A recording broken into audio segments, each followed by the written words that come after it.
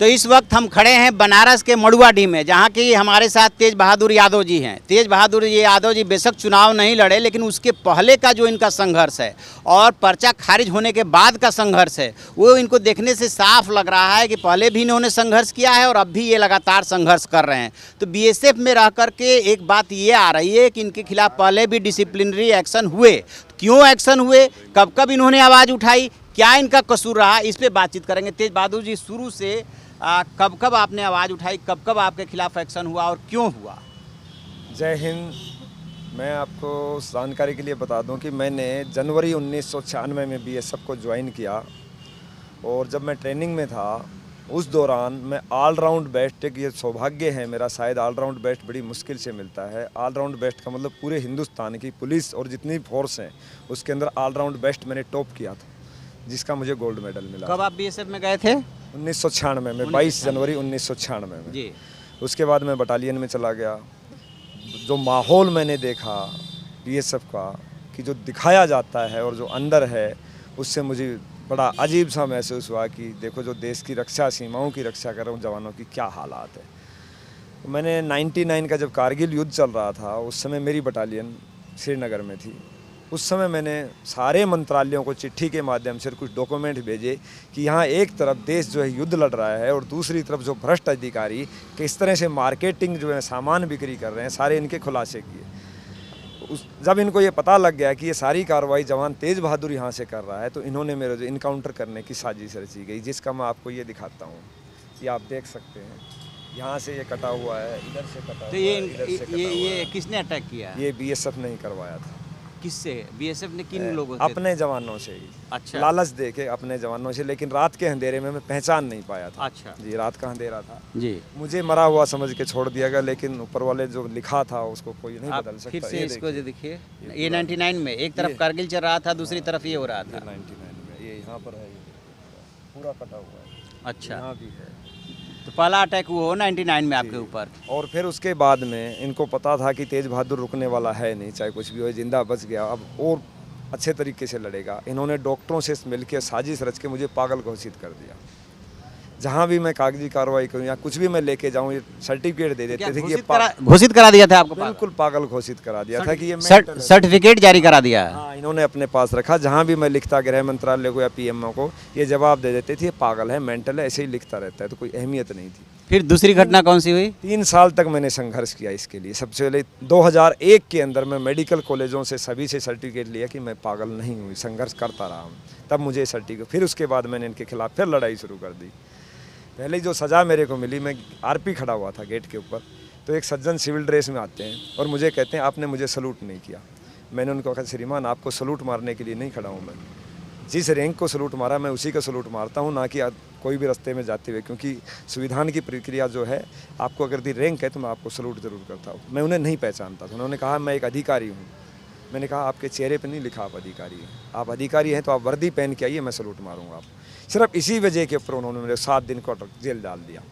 मतलब पहला आपके ऊपर एक्शन हुआ, एक पहला अटैक हुआ, फिर ये एक्शन हुआ। जी, एक्शन हुआ। उसके बाद में जब मैं गया धुबरी में, तो धुबरी का इलाका बड़ा खतरनाक इलाका है। अमूमन मीडिया चैनल दिखाते हैं कि एक दिन में 10-10, 11-11 हज़ार गायें पार होती हैं। तो वहाँ का मंजर देख के मेरे दिल को बड़ा दुख लगा और मैंने सभी अधिकारियों से कहा कि मेरे इलाके से अगर भी कहीं से भी गाय पार हो गई तो मैं तो ब्लेकर को जिंदा नहीं छोड़ूंगा, मैं ब्लेकर के पीछे नहीं भागूंगा, मेरी गोली भागेगी। वो इलाका कौन सा था? धुबरी, आसाम। धुबरी, आसाम। हाँ, अमूमन वहाँ 10-10, 12-12 हज़ार गायों को कसी होती है। हाँ, बहुत ज़्यादा होती है। तो क्या गाय पास की जाती है? अच्छा, गाय पास की जाती है। पास कौन कराता है? बड़े बड़े अधिकारी हैं, दिल्ली तक बैठे हैं लोग। ये बीएसएफ के लोग हैं। मंत्रालय में लोग बैठे हुए हैं, मंत्री बैठे हैं बड़े बड़े, जो उनसे मंत्री वो अपने अफसरों को वहाँ पोस्टेड करती हैं और पार कराती हैं, जिसके रिकॉर्ड हैं मेरे पास। पीछे वीडियो भी डाला था मैंने, पार करा जी, वीडियो भी दिया था। तो ये सब मेरे खिलाफ हो गई। मैंने आईजी, डीआईजी सबको कंप्लेंट किया। लास्ट के अंदर जो वो कंपनी कमांडर है मेरा वो मुझे अभद्र भाषा पे आ गया कि आप जैसे देशभक्त बहुत आए, बहुत चले गए, आप चुपचाप नौकरी कर लीजिए, काफ़ी अभद्र शब्दों का। तब मुझे गुस्सा आया, मैं उसे चैलेंज किया, वॉर्न किया, अगर इसके बाद आपने एक शब्द भी कहा तो यहीं आपको मैं गोली मार दूंगा। वो मेरे ऊपर चार्ज लगा। फिर मुझे 3 महीने का जेल किया। अच्छा, फिर से 3 महीने का, पहले 1 हफ्ते का और फिर 3 महीने फिर का। 3 महीने का जेल किया इन्होंने, ठीक है, ये सिर्फ उसी बात के ऊपर। तो क्या मैंने गलत किया? बिल्कुल नहीं। बिल्कुल है। मैं तो कहता हूँ, आज भी कहता हूँ कि ऐसे अधिकारी गोली मार देना चाहिए, क्योंकि जो देश के साथ गद्दारी कर रहा है। फिर इन्होंने कहा कि आप प्रूफ दीजिए। 29 बटालियन में 5 करोड़ रुपए इनके पास थे। वो कैसे इकट्ठे करते हैं कि आप सोच भी नहीं सकते। जब हम गायें पकड़ते हैं जो जवान, तो एक गाय का 300 रुपये पैसा मिलता है चारे का। और ये इतने निर्दयी लोग थे कि गाय को धूप में और गर्मी में वहीं मर जाती थी, लेकिन चारा नहीं खिलाते थे। उन्होंने 5 करोड़ रुपया इकट्ठा कर लिया। जब मैंने उसका खुलासा कर दिया कि ये 5 करोड़ रुपया है, गायों का पैसा है, मैं आपको खाने नहीं दूंगा, लेकिन जब तक ये लोग हजम कर गए, उसको 50 लाख रुपया आज भी 29 बटालियन की ट्रेजरी में रखा है, जो मैंने बचवाया। अच्छा, हाँ, बड़ी सब जगह लड़ के मैंने बचवाया, सरकारें को लिख लिख के वो बचवाया। तीसरी बार कब एक्शन हुआ है? वही उसी टाइम ये एक्शन हुआ है। इसी में फिर इन्होंने उल्टा सीधा अनडिसिप्लिन चार्ज लगा के कि बदतमीज आदमी है, अफसरों से बदतमीजी करता और तीसरी बार जब आपने खाने वाला मुद्दा उठाया? फिर उसके बाद जब खाने का मुद्दा उठाया तो इन्होंने सीधा नौकरी से निकाल के बाहर ही भेज दिया। अब इनसे मैं ये पूछना चाहता हूँ, जो एलिगेशन लगाते हैं, अगर मैं इतना ही ख़राब सिपाही था तो मुझे 18 अवार्ड कैसे मिल गए? अवार्ड कोई आसानी से नहीं मिलता। जब आप अच्छा काम करते हो तभी आपको अवार्ड मिलता है।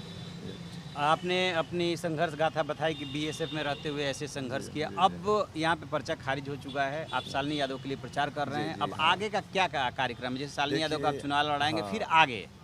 अभी उसके आगे अभी पार्टी से जुड़ा हूँ। पार्टी जो भी मुझे कार्य देगी, लेकिन संघर्ष मैं करता रहूँगा इनके खिलाफ। जो भी है तानाशाह जो है, वो संघर्ष हमारा जारी रहेगा। जैसे जैसे माहौल, जो सिचुएशंस होंगी, जिस तरीके से हम कर सकते हैं, लेकिन संघर्ष बंद नहीं होगा। एक सवाल ये भी उभर रहा है कि आप भिवानी से आकर के ये बात समझ में आ रही है कि चलिए यहाँ से पीएम लड़ते हैं, लिहाजा पीएम के खिलाफ आपने ताल ठोकी। ये संघर्ष आप हरियाणा में भी तो कर सकते हैं, क्या आगे चल के प्लान बदलेगा? नहीं, ऐसा है कि जब भी मोदी जी जब भी चुनाव लड़ेंगे, हिंदुस्तान में कहीं भी भाग जाएं, अगर इस चुनाव में पर्चा खारिज कर दे, अगले चुनाव में इनके खिलाफ ही लड़ूंगा मैं। मतलब आपका गुस्सा मोदी जी के प्रति है? नहीं, मोदी जी के प्रति नहीं है, एक तानाशाह व्यक्ति के प्रति है, जो कि देश को तानाशाही तरीके से चला रहा है, उसके प्रति है। मोदी जी नाम के प्रति नहीं है, एक ऐसे व्यक्ति के प्रति है जो इस देश को गुलाम बनाना चाहता है, अपना गुलाम समझता है, जो सेना को अपनी गुलाम समझ। उनके बयान देखे आपने? कहा कि मैंने सेनाओं को खुली छूट दे दी। अबे पढ़े लिखे मूर्ख हो, तुम्हें ये नहीं पता कि सेना आपके अधीन ही नहीं है। आप होते कौन हो खुली छूट देने वाले?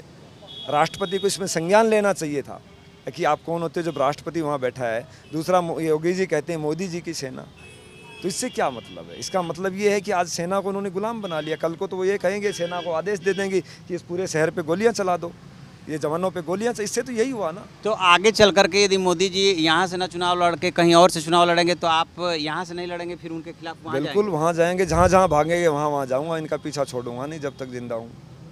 भाग तो कहाँ भागोगे?